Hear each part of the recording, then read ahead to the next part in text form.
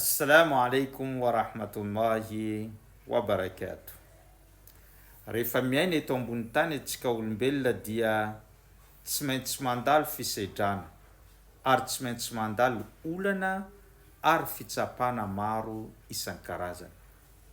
Satria ny teneniny Allah subhanahu wa ta'ala fa ny fiainana eto ambony tany dia fandalovana fotsiny ary ny fisedrana sy ny fitsapana dia mba anavahana ny tsara sy ny ratsy.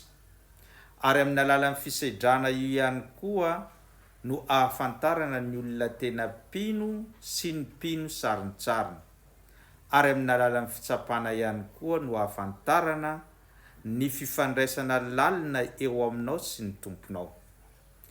Ko amin'ity androany ity insha Allah ho ampianariko antsika, ho ampatsahiviko antsika tonombavaka anankiray vakin'ny mpino Islamo raha sendra fotoan-tsarotra, raha sendra fisedrana, raha sendra fitsapana eo amin'izany fiainany izany.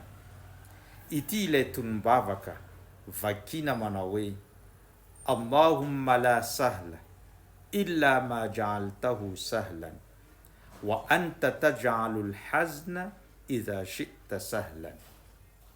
Izany dia midika manao hoe: Tompo Allah, tsy misy zavatra mora raha tsy izay nataonao mora sy nankamorainao. Ary ianao ry Tompo Allah, manamora sy manamaivana ny zavatra sarotra sy ny alahelo raha sitrakao izany. Ho antsika mpino Islamo, enina dia tsy mpino Islamo ianao, raha sendra amin'ny fotoan-tsarotra anao dia vakio ary averimbereny matetika izany doa zany fa wallahi mianina zao amin'ny Allah. Fa raha tena averimberinao ampomadio mino any Allah sy manantena karazana fahafana avy amin'ny Allah dia ho hitanao zany eo amin'ny fiainanao. Ka ndao averintsika farany izany doa zany: Allahumma la sahla illa ma ja'altahu sahlan wa anta taj'alul hazna idha shi'ta sahlan. Apartao betsaka any amin'ny olona izany video zany satria ankehitriny dia mandalo fotoan-tsarotra izao tontolo zao.